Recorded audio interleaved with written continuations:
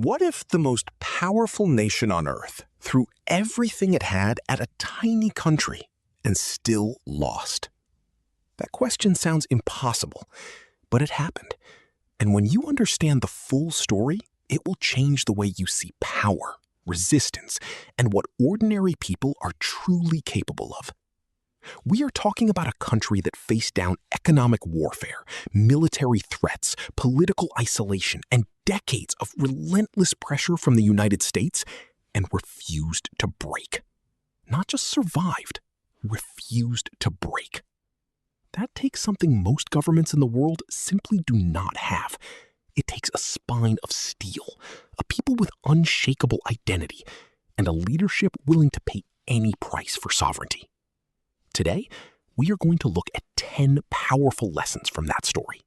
Each one is raw, real, and deeply human. Each one has something to teach us, not just about geopolitics, but about life, about standing firm, about knowing who you are when the whole world is trying to tell you otherwise. Get comfortable. This one is going to move you.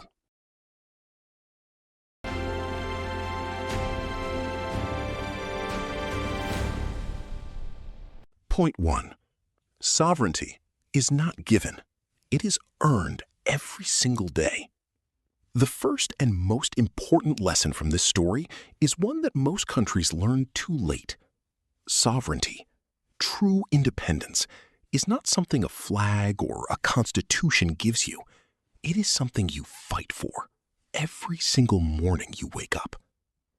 When the United States decided it wanted to reshape this country's politics, its economy, and its future, the assumption was simple.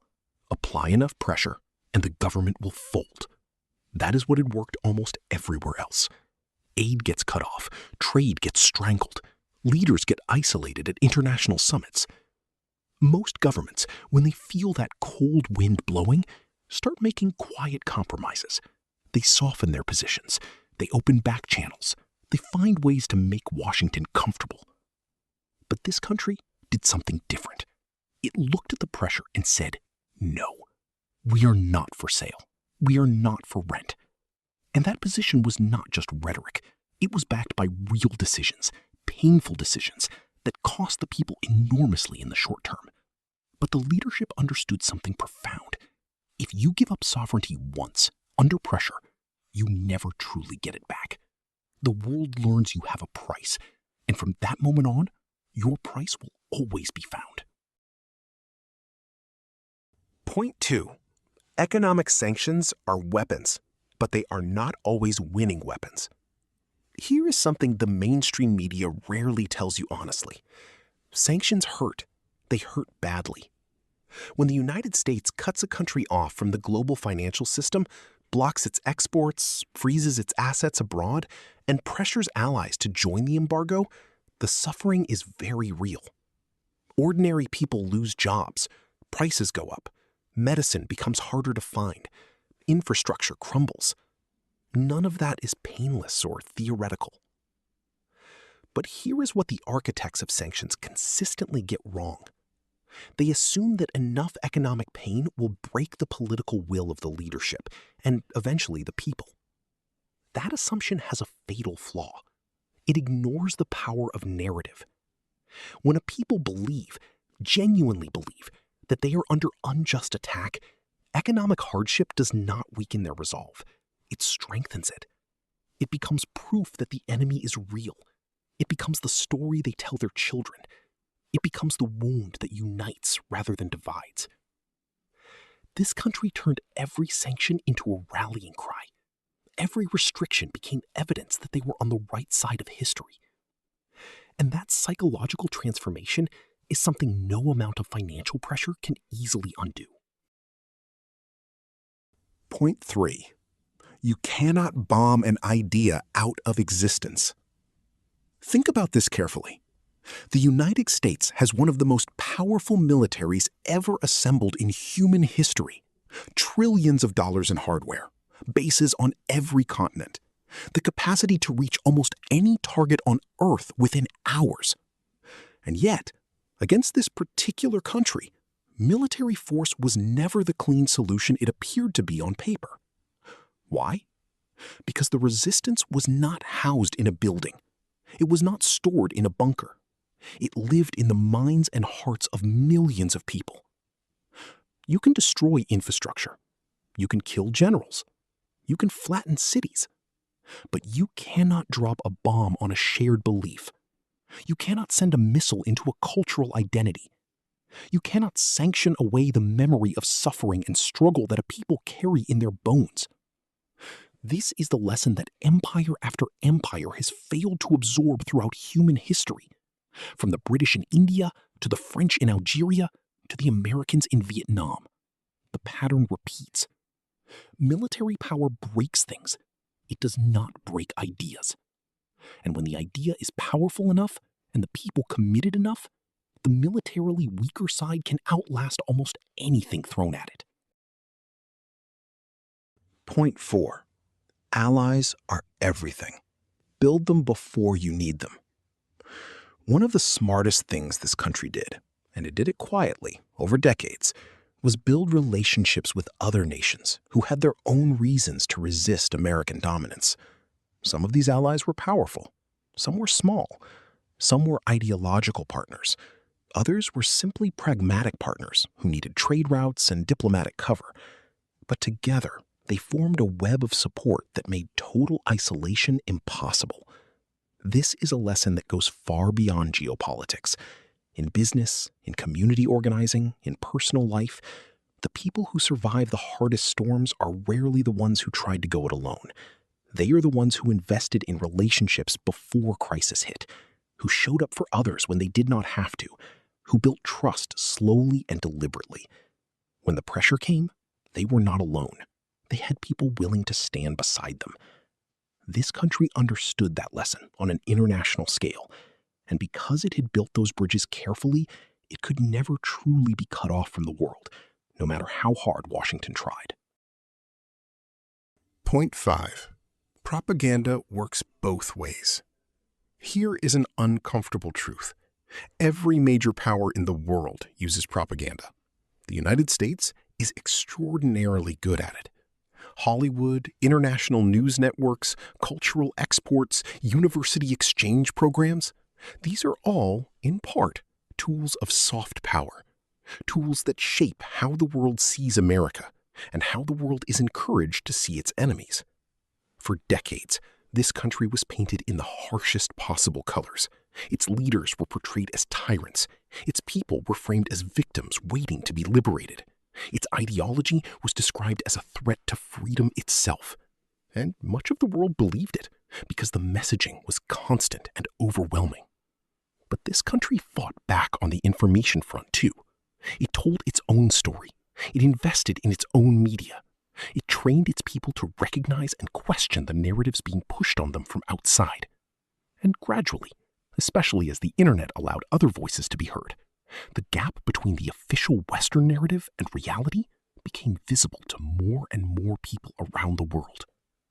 The lesson? Do not let someone else write your story. Fight for the right to define yourself, because the side that controls the narrative often controls the outcome. Point 6. Internal unity is a superpower. No country that is deeply divided against itself can resist sustained external pressure. That is just the truth. When a nation is fighting within, when different factions are battling for power, when corruption is eating the institutions from the inside, when the people have lost faith in their own leadership, it becomes vulnerable in ways that no military can fully protect. This country had its internal problems. Every country does. There were moments of tension, disagreement, and difficulty inside its borders. But when it came to the core question, are we willing to resist foreign domination together? The answer was remarkably unified. Across regions, across generations, across different walks of life, the people shared a fundamental sense of collective identity and purpose. That unity was not accidental.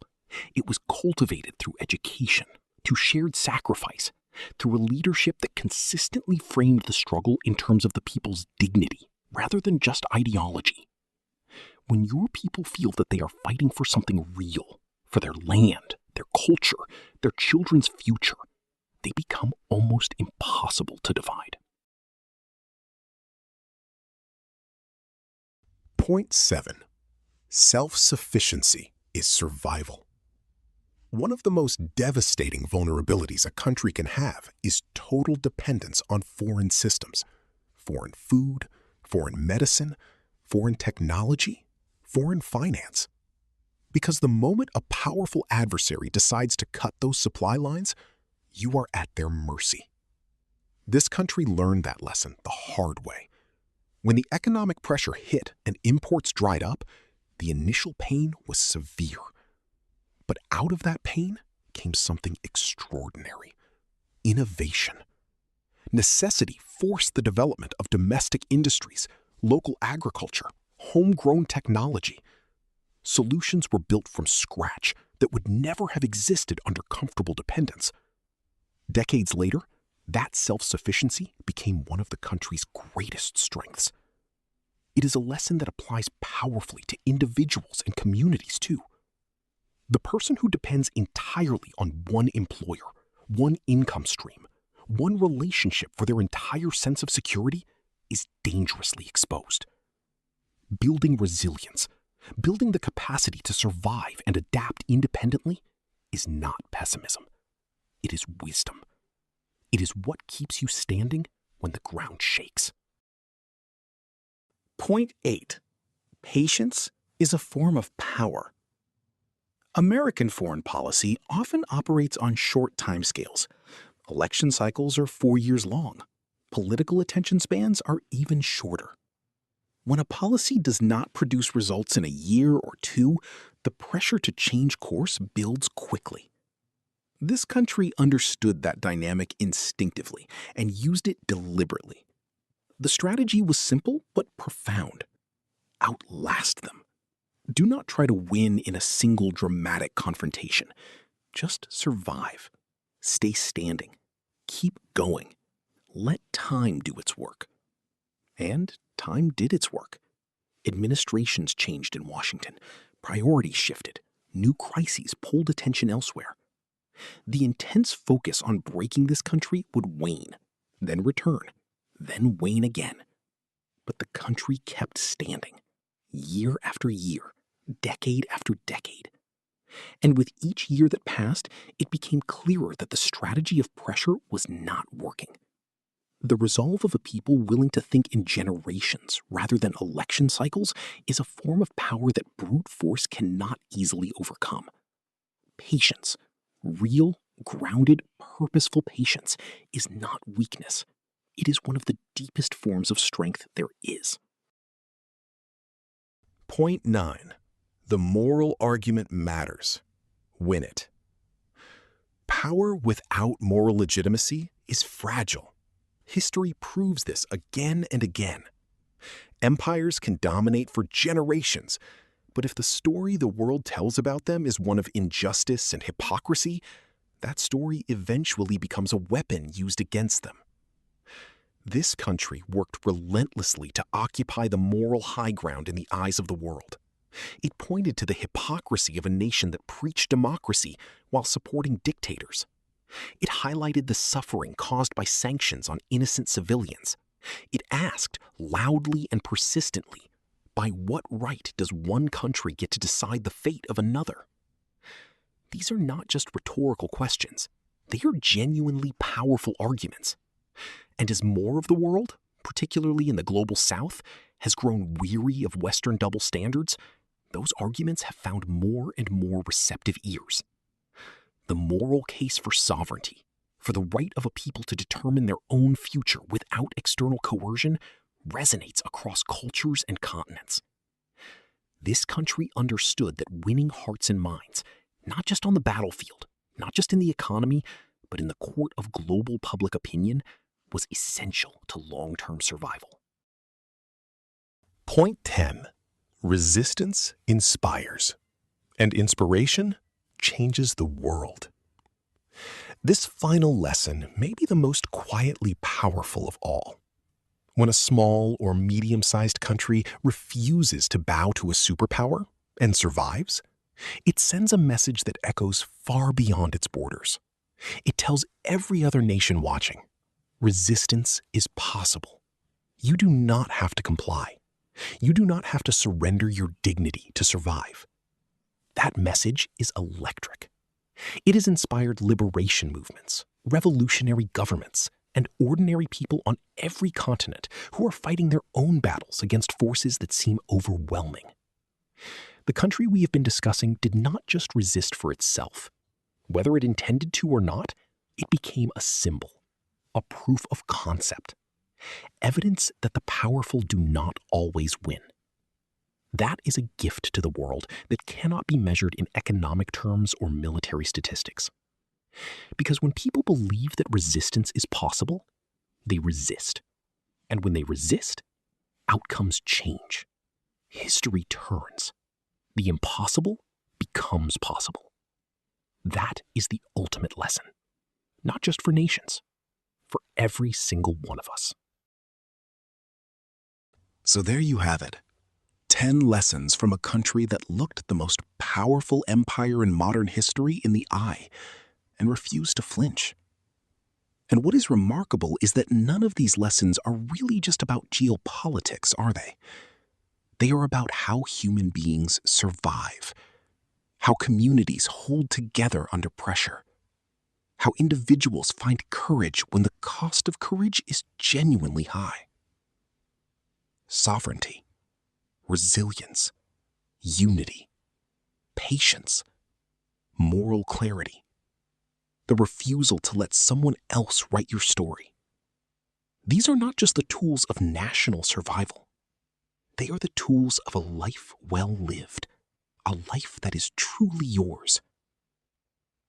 We live in a world that is constantly trying to pressure us into conformity, into compliance, into giving up the things that make us who we are. And this story is a reminder that it does not have to work, that there is another way. So here's what I want to ask you now. What did this story make you feel? What lesson hit you the hardest? Drop it in the comments below.